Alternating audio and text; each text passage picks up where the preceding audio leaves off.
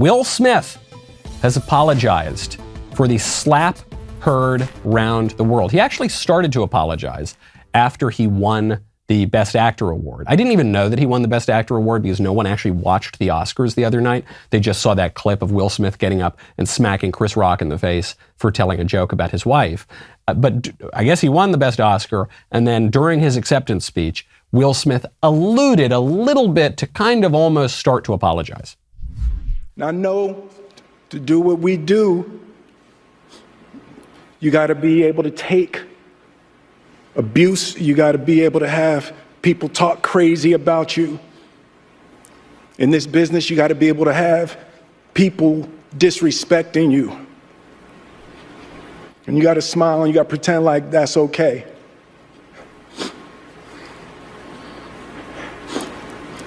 But Richard Williams, and what I loved, thank you, D. Denzel said to me a few minutes ago, he said, at your highest moment, be careful, that's when the devil comes for you. Really good advice, as is usually the case from Denzel Washington. Denzel Washington is an extremely smart guy.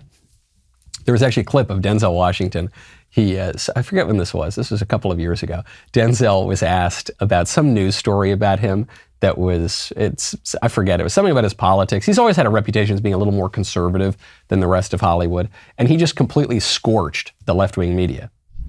There's been a lot of buzz about this fake news. You were the subject of a fake news story. Oh yeah, what they say? I was running for president. No, I voted.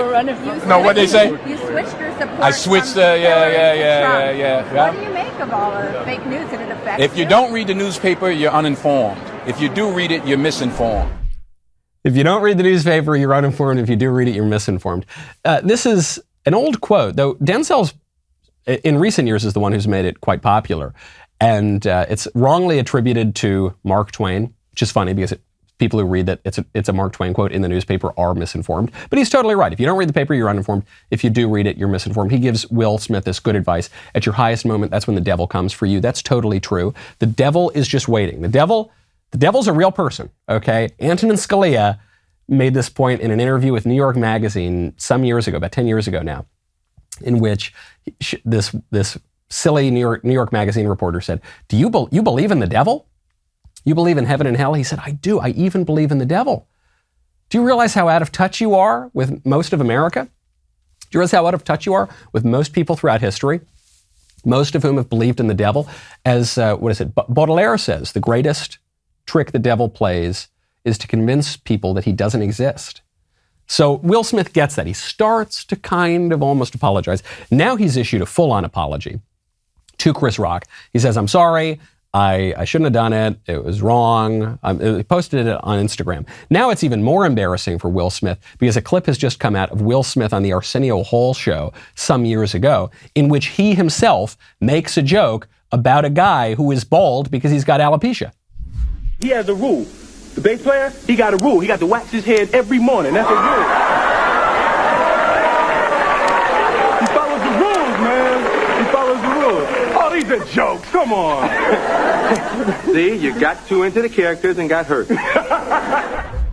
You gotta love Twitter. You gotta love the internet. There is a clip, there is a tweet, there is a post for everything.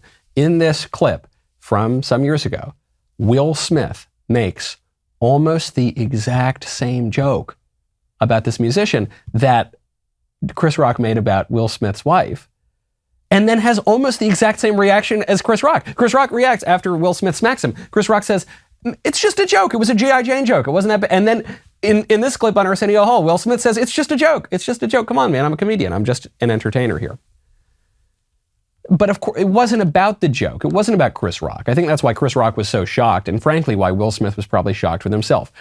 I think that the smack heard around the world probably had a little bit more to do with the fact that Will Smith's wife has brutally cuckolded him and humiliated him in public for years at this point, and he feels emasculated and humiliated by that, than it does about Chris Rock making a relatively mild joke. And he's just letting out that anger and that shame that he feels on Chris Rock. And why does he feel it? The argument that Jada Smith and I guess Will Smith were making when they aired their dirty laundry on TV was, look, this isn't a big deal. Oh, we have all these cultural hang-ups over infidelity, but come on, that's just old-fashioned. That's just irrational. It's fine. We can, Jada Smith, she has a kind of encounter with this guy that she was sleeping with. It's a minor indiscretion. But it's fine. And let's talk about this openly. There's no shame in that. But of course there is. Of course there is. And of course Will Smith is humiliated. And I feel terrible for the guy. I feel genuinely terrible for Will Smith. Because even when Chris Rock makes the joke, Will Smith started laughing. And then he looked over at Jada Smith, and Jada didn't like it. And I tell you, I don't like to get into psychobabble much. I could read his mind.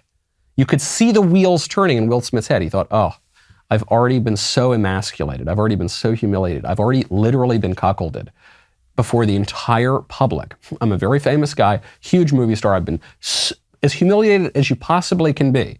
To be a cuckold is one of the most humiliating things that there is. In the Italian culture, I'll tell you as someone of Italian extraction, it's one of the worst things you can call somebody. You call them a cornuto, the sign of the cuckold. Actually, the rock and roll symbol, where you put your hands in the air, that's an Italian symbol for the evil eye, and it's the sign of the cuckold. You're saying, oh, you don't want to be a cuckold. You want your enemies to be cuckold. I mean, it's so humiliating. And he's looking, he says, I can't do it. I can't let this happen. And then he goes up and smacks him, and then he feels bad about it. It's your highest moment. The devil's going to come and get you. This Will Smith incident, people are still talking about it because it kind of confuses political lines. You've got some people who are, and to some degree myself included, who are sympathetic with Will Smith, who like the idea that it's kind of chivalrous to get up there and defend your woman's honor. How dare you, sir? I challenge you to a duel. I demand satisfaction. I'm sympathetic to that. I don't think people should be allowed to say whatever they want. I mean, there's not even a First Amendment protection for fighting words. There's always been a carve-out for fighting words, among other things. I talk about this in my book, Speechless. The Founding Fathers wouldn't have rolled over for a joke about a man's wife. They would have smacked him across the face. They probably would have challenged him to a duel. But on the other hand, we're talking about a comedian here.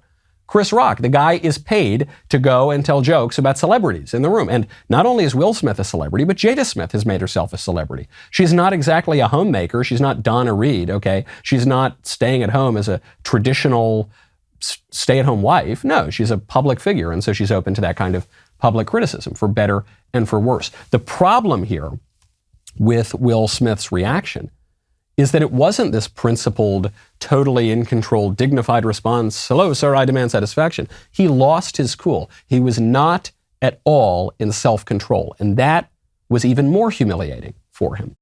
I'm glad you liked that clip. Now, what I need you to do is ring the bell, subscribe, get all the notifications. Also, if you can head on over to Apple Podcasts or Spotify or wherever you get your podcasts, subscribe to The Michael Knowles Show, leave a 5-star review. We'll see you next time.